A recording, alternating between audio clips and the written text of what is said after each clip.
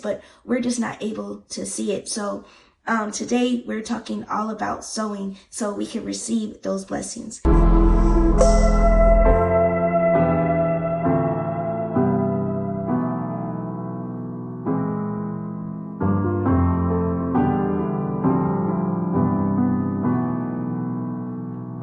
Hey beautiful, and welcome to Cultivating Inner Beauty, where we're all about loving our healthy selves from hair, skin, and nutrition, and that, my friend, starts from within. So before we get into today's topic, I just want to say real quick, my hair is growing a lot. Like, it has a lot of shrinkage right now. It's actually to my collarbone, but yeah, it's just amazing how shrinkage works with natural hair. So I just thought that was cool. But anyway, on today's topic, it is time to sow, and we're going to get into that in today's video. I've been doing some reflecting today, and I've been honestly believing God for a lot of things. And some of the things that I've been believing him for, I haven't seen it yet come to pass. And I was just wondering, am I alone, or are you in the same boat as well? Like, you're believing God is going to come through in these different areas, but you still haven't seen it yet. While the truth of the matter is he has already given it to you, especially when it's in his will, but we haven't seen it in the physical realm yet. We haven't seen it, but it's already over our heads. The blessing that you ask for God to give you, but we're just not able to see it. So today we're talking all about sowing so we can receive those blessings. And another thing that I thought of is that sometimes we can believe and we can expect something to happen, but nothing happens, and that's because we didn't put in the work for that result to happen. And so before I get into all of that, I wanted to share the definition of what it means to sow. And so when I looked up the word in the concordance, it used a word called zara, and it meant to plant, to fructify, conceive seed, becoming pregnant, and producing. So those were the words that came up for sowing. So based on that, we understand that in order to get the result that we want, we have to put in work. It's more than just praying and just waiting on something to happen, but you have to put in some action. There has to be some action behind the words that you say. And it's just like, an example I would give is that, like, say you're expecting pineapples to grow in your yard. Well, you're doing all the watering and everything, and you notice like months go by and pineapples don't come up. Well, did you put the seed down for pineapples to grow? If you didn't put the seed down, then how can you expect to get pineapples?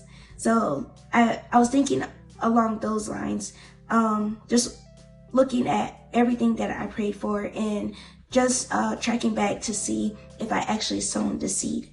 And so a lot of times we're believing God for a lot of things, but we haven't taken the time to actually sow seed and put in that work, put in that time in those different areas. So my first takeaway that I got is that in order to get the result that you want, you have to sow. Like, there's no other way around. And I'm sure you heard about the scripture that talks about how you reap what you sow. And so if, for example, you're investing your time into eating healthy foods, well, the result is you're going to reap a healthy lifestyle, and also your body is going to show that as well as your skincare and your hair and everything else. But if you're investing in eating bad, then you're going to reap what you have sown during that time of eating. So now your skin may not look at its best. Maybe you won't feel as healthy, and different health conditions may be the result of that, because that's what you sown into. And so that's why this is so important, that you're really spending your time to sow, but at the same time, you don't want to sow into everything. You want to be strategic in what you sow your time into, because everything that you sow into, whether it's your time, your money, your energy, whatever that is, the results could vary. So if we take this a step further into Jeremiah chapter 4 verse 3, it says to break up the unplowed ground and do not sow your seeds among thorns. So if we look at sowing in general, first you have to make sure the soil is right. In order to plant, you have to make sure you have good soil. And so when we look at our heart in our reflective moments, is our heart in a good place for things to be sown into us. A lot of times God is trying to bless us with things, but we're not in the proper position in order to receive those things. And so there's no point in him sowing into us if all it's going to do is just not cling to us, and we're not mature enough to handle it. So first we have to prepare our hearts, and how we prepare our hearts is by getting in the proper position, which is through relationship, spending time with God in praise and worship, and also through fasting. I think fasting, I always call fasting like a reset for me, because it helps me to get in the right posture with really hearing God and getting clarity that I need.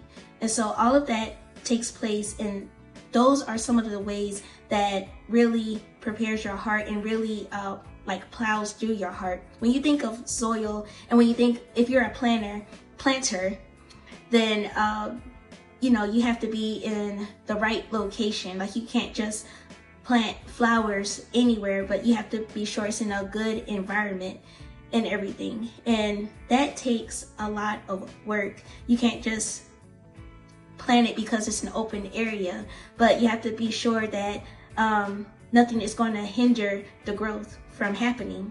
And so all of that takes place, especially when it comes to us spiritually. And so that's why it's so important that when you sow, that you don't have other distractions. Because if you're sowing and you have like thorns around you, maybe that could represent like different relationships that could hinder you, all of that around you is going to hinder your growth. And so that could prolong the blessing from you actually receiving it physically.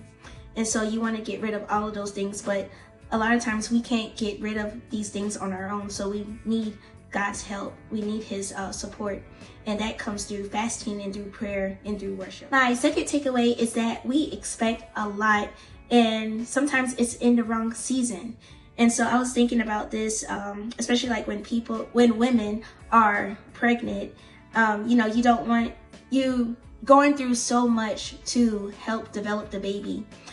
And you don't want the baby to come out too soon, because if the baby come out early, then there's a higher chance that the baby isn't going to be fully developed, especially if it comes out too soon, like when you're 3 months pregnant or something. So you have to allow yourself to fully go through the process in order for the baby to develop. And it's the same thing when it comes to a lot of things that we're believing God for. Maybe you're past the step where you already sown, but now you need to let time allow itself to help mature that blessing that you're waiting on. And so that takes a lot of patience. Another example that I could think of is with our fruits and vegetables. So if you didn't know, fruits and vegetables are harvested at different times of the season depending on where they're located and what environment they're in. And so like I think of like my watermelon, because that's like my favorite fruit. It's harvested around the summer months, like June, July. You'll see like more watermelons like in your grocery stores. It's best to get them at this time, because when you get them at its right season, then that's when they're the ripest, and that's when you can really reap all of the benefits from that fruit. And it's the same thing when it comes to our blessing. After we've sown, we have to wait for the right season. And if we if we get our fruit and at an earlier season, then a lot of times we're not going to reap all the benefits from that fruit, or it's not going to taste its best, versus if we were to wait a little while longer, then it'll taste very good. And so that's another thing that I think about when it comes to sowing. And finally, my last takeaway for you is to do not give up. James 1:4, it talks about perseverance. If we let perseverance finish its work, then it will allow us to be mature and complete.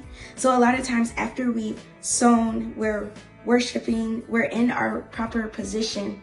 All of that is really helping to build our character and trusting in God, learning to depend on him in all these different situations so he could really bless us. Because I tell you, I was thinking about like, you know, like when you give a person a gift and they seem not appreciative, you put in your money into this gift, you really thought about what you want to give them, and they just like throw the gift away, like oh, okay.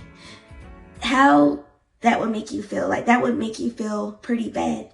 And so sometimes I believe that before God gives us the blessing, he wants to be sure that we can handle it, that we're mature, we're going to really be a good steward over our gift. And so he doesn't want us to bundle it up like this, but he really wants us to take care of our gift. And so that's what happens when we let perseverance do its job and really mature us. And this is what happens as our heart is really breaking ground.